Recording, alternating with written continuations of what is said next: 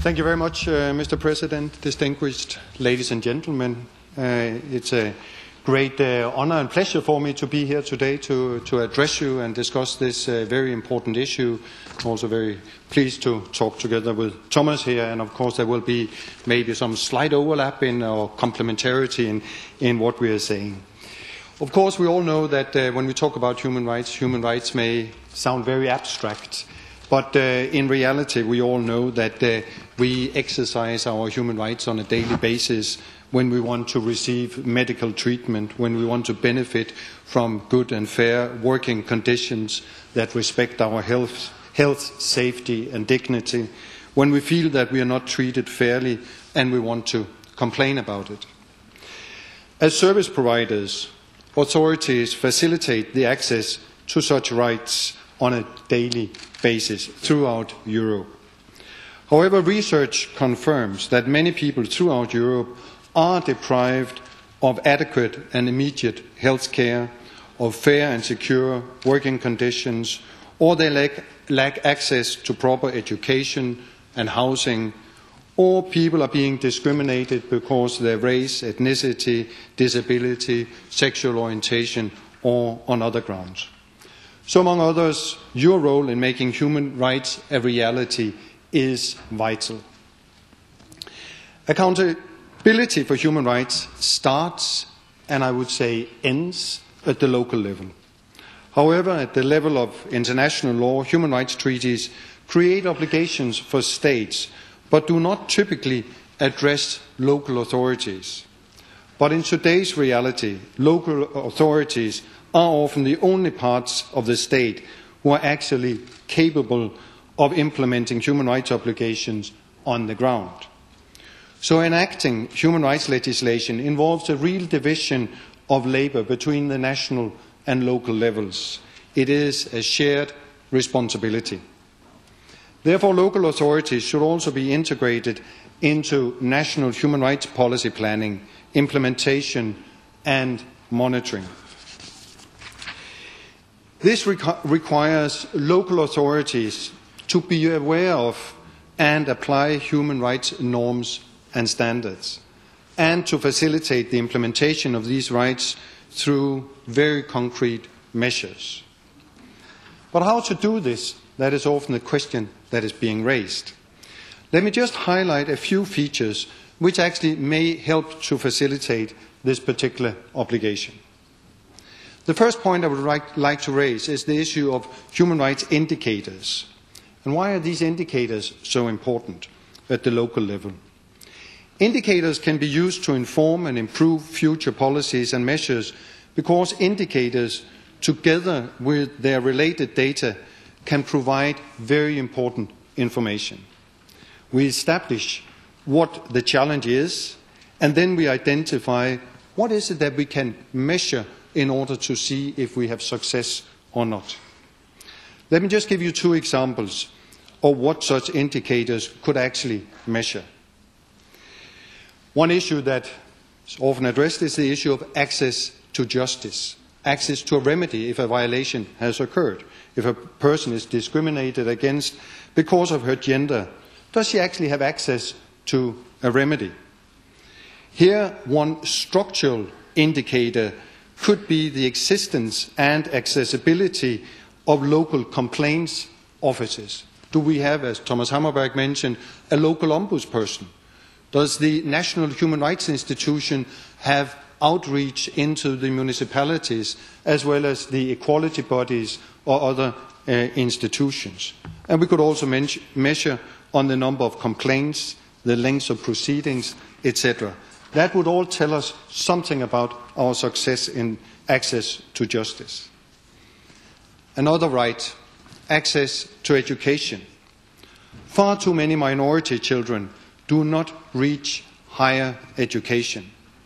From the research of the Fundamental Rights Agency, we know that in some EU countries, less than 10% of Roma youth go on to secondary education after the primary schooling, after 5th grade, as compared to 75% or more of the majority population.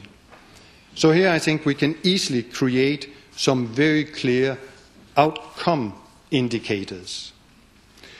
So, ladies and gentlemen, such indicators will enlighten you about which policies and actions are succeeding and which are failing.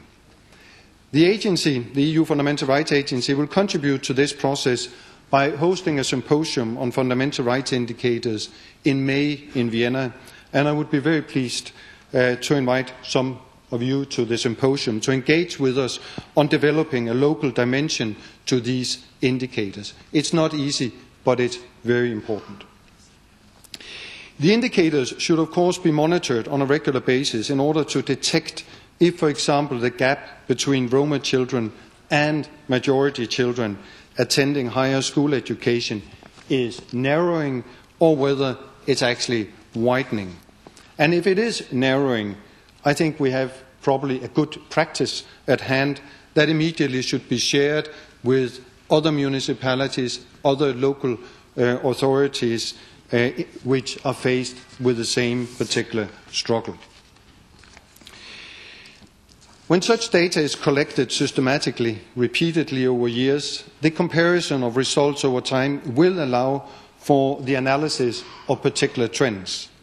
Such data also helps policymakers better understand the nature of these fundamental rights challenges and where to target remedies most effectively. Again, the Fundamental Rights Agency is developing such methodologies, and again, we'll be very pleased to share it with you.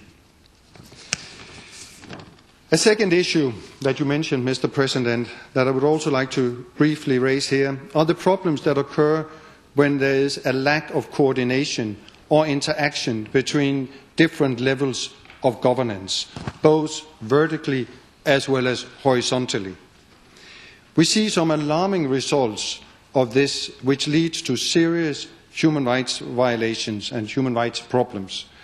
We see resources being blocked, not reaching out to the most vulnerable in our society, or expertise and clear legislation not actually being provided for the benefit of citizens, those rights holders in our societies.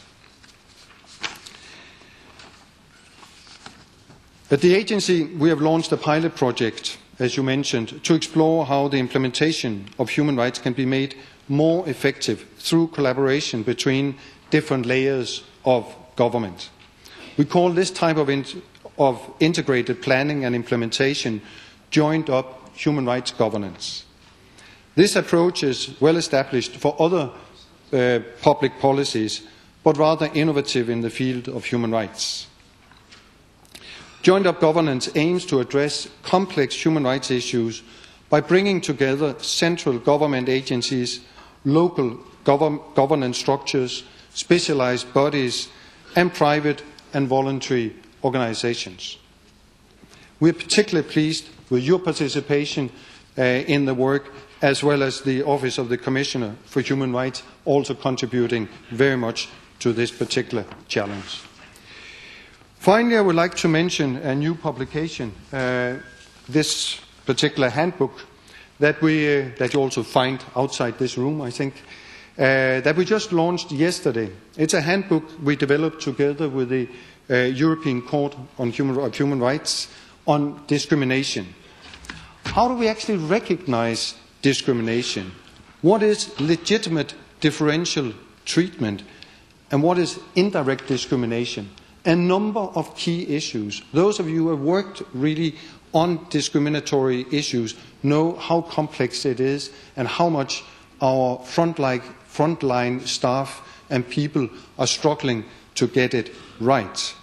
How do we address patients of different sexual orientation, different ethnicity, disabled people in our city, etc., etc.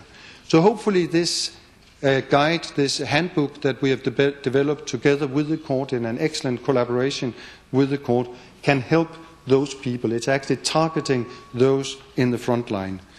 The frontline staff in your municipality and regions are today the real human rights defenders, and they really deserve all the support they can get.